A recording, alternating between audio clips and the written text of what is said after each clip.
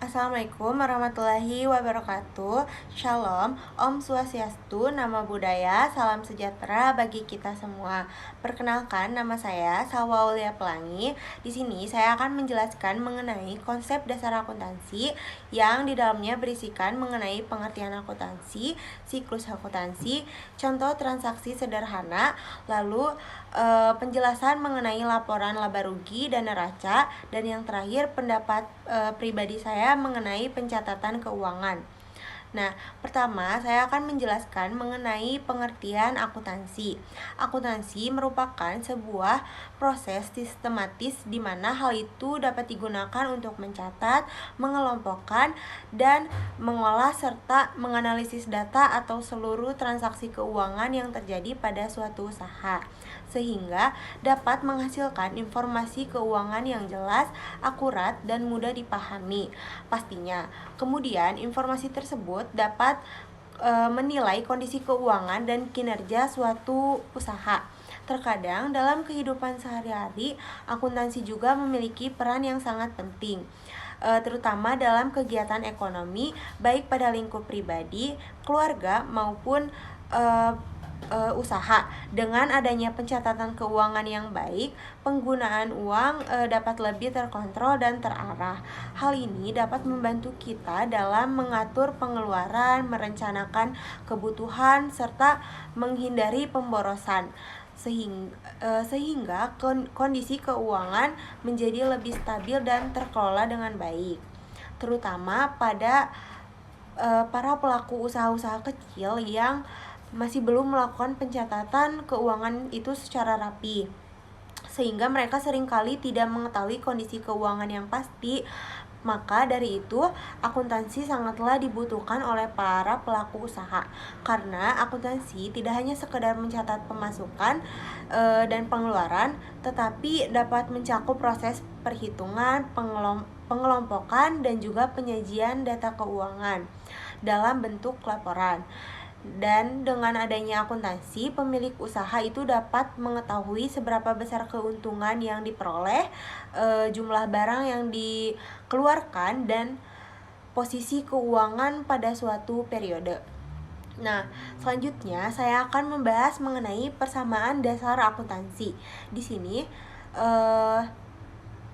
itu terdapat satu rumus dasar yang sangat penting, yaitu aset sama dengan liabilitas ditambah ekuitas.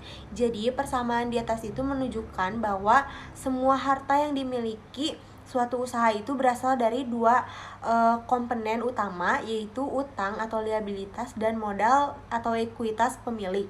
Nah, selanjutnya saya akan sedikit menjelaskan mengenai aset, liabilitas, dan ekuitas. Yang pertama itu ada aset atau harta. Aset adalah bentuk kekayaan atau sumber daya yang dimiliki oleh suatu usaha dan bisa digunakan untuk kegiatan operasional sehari-hari. Dan aset ini mempunyai nilai ekonomi yang sangat penting untuk menjalankan usaha agar tetap berjalan dengan lancar. Contoh aset secara umumnya itu seperti kas, peralatan, terus kendaraan, bangunan, persediaan, dan aset juga itu terbagi menjadi dua bagian, yaitu ada aset tetap dan aset lancar. Aset tetap itu aset yang digunakan dalam jangka waktu panjang dan tidak dapat digunakan kembali. Itu tuh contohnya seperti mesin, kendaraan, rumah, dan surat penting. Lalu ada aset lancar.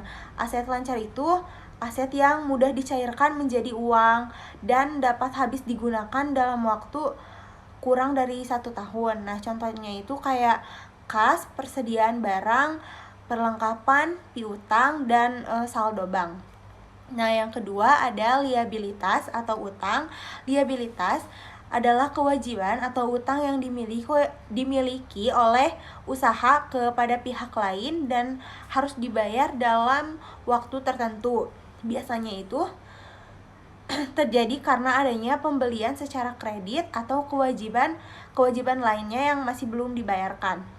Nah, contohnya itu kayak utang gaji, utang karyawan, utang bank, dan utang listrik, air. Nah, yang ketiga itu ada ekuitas atau modal.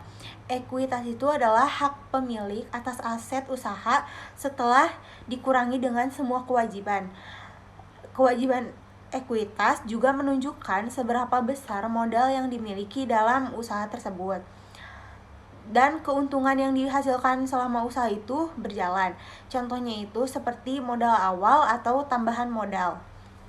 Nah, dari persamaan ini kita tuh dapat mengetahui bahwa transaksi keuangan itu harus dicatat dengan seimbang, karena jika ada satu bagian yang berubah, maka bagian lainnya juga itu akan ikut berubah.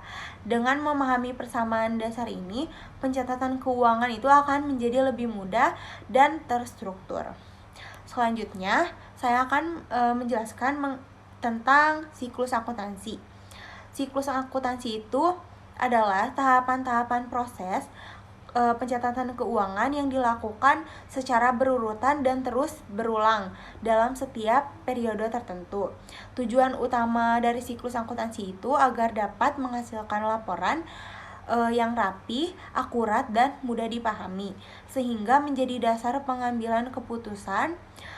Siklus akuntansi itu biasanya dimulai dari terjadinya transaksi keuangan hingga penyusunan laporan keuangan dan diakhiri dengan penutupan buku. Semua tahapan ini saling berhubungan dan tidak bisa dipisahkan, karena jika salah satu tahapnya itu tidak dilakukan dengan baik, maka hasil dari laporan keuangan itu menjadi tidak akurat. Nah, di sini saya akan menjelaskan tahapan-tahapan dalam siklus akuntansi. Yang pertama itu ada identifikasi dan pencatatan transaksi. Nah, ini tuh tahap pertama yang dilakukan pada transaksi keuangan yang terjadi dalam kegiatan usaha. Transaksi ini terjadinya itu seperti penerimaan uang, pengeluaran uang, pembelian barang, itu akan dicatat dalam jurnal secara lengkap dan jelas. Pencatatan dilakukan menggunakan sistem debit dan kredit sesuai dengan aturan dalam akuntansi. Nah, lalu yang kedua itu posting ke buku besar. Setelah transaksinya itu dicatat di jurnal, langkah selanjutnya itu adalah memindahkan data yang sebelumnya ke buku besar yang berisikan kumpulan akun-akun seperti kas, piutang, persediaan, peralatan, utang, modal, pendapatan, dan beban.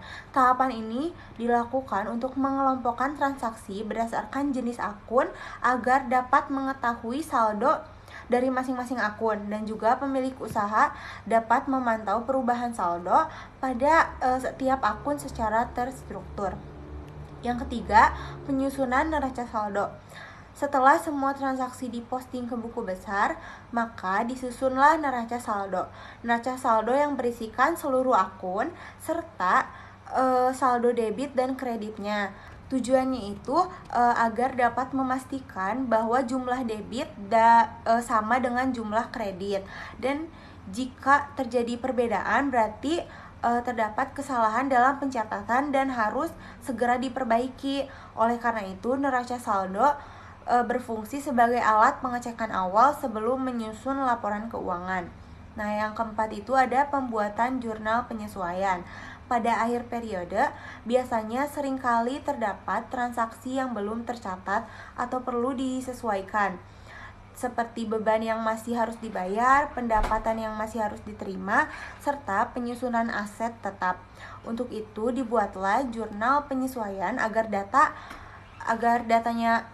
keuangan itu sesuai dengan kondisi yang sebenarnya. Dan tahap ini sangat penting karena tanpa adanya penyesuaian, laporan keuangan bisa menjadi tidak akurat. Nah, yang kelima ada penyusunan laporan keuangan. Setelah semua penyesuaian dilakukan, langkah berikutnya itu adalah menyusun laporan keuangan. Biasanya terdiri dari laba rugi, laporan neraca, dan laporan perubahan modal. Nah, yang terakhir itu adalah jurnal penutup. Tahapan terakhir dengan siklus akuntansi adalah membuat jurnal penutup. Jurnal ini digunakan untuk menutup akun pendapatan dan beban agar saldonya kembali nol di awal periode berikutnya. Dengan demikian, pencatatan keuangan di periode selanjutnya dapat dimulai dari awal dengan rapi dan terstruktur. Maka bisa dilihat dari penjelasan yang tadi saya sudah jelaskan itu bahwa siklus akuntansi sangatlah penting dalam membantu proses pencatatan keuangan menjadi teratur dan sistematis. Dengan mengikuti tahapan ini secara konsisten, pemilik usaha dapat menghasilkan laporan keuangan yang akurat, sehingga dapat memudahkan dalam mengontrol keuangan dan mengambil keputusan yang tepat. Nah, selanjutnya itu contoh transaksi usaha sederhana. Contoh transaksi usaha yang saya pilih itu adalah warung imut, karena warung merupakan salah satu usaha kecil yang sangat dekat dengan kehidupan sehari-hari. Dalam menjalankan usaha, warung biasanya banyak melakukan transaksi keuangan seperti membeli barang dagang, terus membayar biaya operasional, dan menerima uang dari pembeli. Semua transaksi itu perlu dicatat agar pemilik warung bisa tahu kondisi keuangan usahanya. Berikut ini adalah transaksi sederhana yang terjadi pada warung imut selama 1 bulan. Pada awal bulan, pemilik usaha itu menyetorkan modal sebesar 10 juta sebagai modal awal. Lalu, dana tersebut digunakan oleh pemilik untuk membeli etalase, rak, dan perlengkapan warung lainnya itu sebesar 5 juta rupiah, dan membeli stok barang dagangan berupa sembako seperti minyak goreng, beras, gula, garam, serta snack itu sebesar 1.500.000 rupiah, dan sisanya itu disimpan sebagai kas.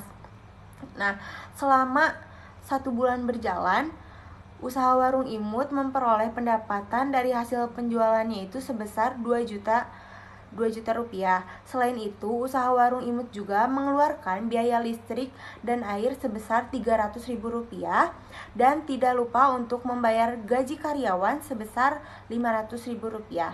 Nah, dari contoh di atas dapat dilihat bahwa terdapat beberapa jenis transaksi yang terjadi, yaitu transaksi modal, transaksi pembelian peralatan, transaksi pembelian persediaan, transaksi pendapatan, dan juga transaksi pengeluaran biaya operasional. Semua transaksi yang terjadi di warung imut perlu dicatat dengan baik agar kondisi keuangan usaha dapat diketahui secara jelas. Nah, lalu selanjutnya itu penjelasan laporan laba rugi dan neraca. Yang pertama itu adalah laporan laba rugi. Laporan laba rugi adalah laporan keuangan yang menunjukkan hasil dalam suatu periode tertentu, seperti mengetahui apakah usaha memperoleh keuntungan atau malah mengalami kerugian. Nah, laporan ini memuat informasi mengenai pendapatan dan seluruh biaya operasional yang dilakukan. Lalu selanjutnya itu contoh perhitungan laba rugi pada warung imut. Nah, pertama itu ada pendapatan penjualan sebesar 2 juta rupiah, beban listrik dan air sebesar 300, dan beban karyawan sebesar 600.000 rupiah. Total beban sama dengan 300 dikurangi 600. Nah, hasilnya itu 900. Lalu laba bersih itu pendapatan dikurangi total beban, yaitu 2 juta dikurangi 900.000, maka hasilnya menjadi 1.100.000. Dari perhitungan di atas dapat diketahui bahwa warung imut memperoleh laba bersih sebesar 1.100.000 dalam 1 bulan. Nah, laba ini dapat digunakan untuk menambahkan modal usaha atau disimpan sebagai tabungan. Selanjutnya ada neraca. Neraca adalah laporan keuangan yang menunjukkan posisi keuangan suatu usaha pada waktu tertentu. Neraca terdiri dari 3 komponen utama, yaitu aset, liabilitas, dan ekuitas. Seperti yang saya jelaskan tadi. Nah, melalui neraca, pemilik usaha dapat mengetahui jumlah kekayaan yang dimiliki, kewajiban yang harus dibayar, serta modal bersih yang dimiliki. Contoh perhitungan neraca pada warung imut itu seperti pada aset terdapat kas sebesar 4.100.000, persediaan sembako sebesar 1.500.000, peralatan warung sebesar 4 juta, dan total aset sebesar 9.600.000. Pada ekuitas terdapat modal awal sebesar 10 juta, laba bersihnya sebesar 1.100.000, dan total ekuitasnya itu sebesar 11.100.000. di sini neraca menunjukkan kondisi keuangan usaha secara keseluruhan. Dengan adanya neraca, warung imut dapat memantau perkembangan aset dan modal yang dimiliki. Lalu yang terakhir itu adalah pendapatan pribadi mengenai pentingnya pencatatan keuangan. Menurut saya, pencatatan keuangan itu sangat penting untuk setiap usaha, baik yang besar maupun yang kecil, seperti warung. Karena dengan pencatatan keuangan, pemilik usaha itu dapat melihat kondisi keuangan dengan jelas dan terperinci. Pencatatan keuangan itu kan dapat membantu pemilik usaha untuk membedakan antara uang pribadi dan uang usaha. Ini itu sangat penting karena keuangan usaha jadinya tidak tercampur dengan keuangan pribadi. Selain itu, pencatatan keuangan juga dapat membantu mengontrol pengeluaran sehingga usaha itu dapat berjalan lebih efisien. Dengan adanya laporan keuangan, pemilik usaha itu dapat mengevaluasi kinerja usahanya. Jika usaha itu menghasilkan laba, maka strategi yang digunakan itu dapat dipertahankan. Namun, jika mengalami kerugian, maka pemilik usaha itu harus bisa segera melakukan perbaikan agar usaha tetap berjalan terus atau tetap bertahan. Nah, tanpa pencatatan yang baik, usaha akan sulit berkembang dan beresiko mengalami kerugian tanpa disadari. Sekian penjelasan dari saya. Mohon maaf bila masih banyak kesalahan kata. Wassalamualaikum warahmatullahi wabarakatuh.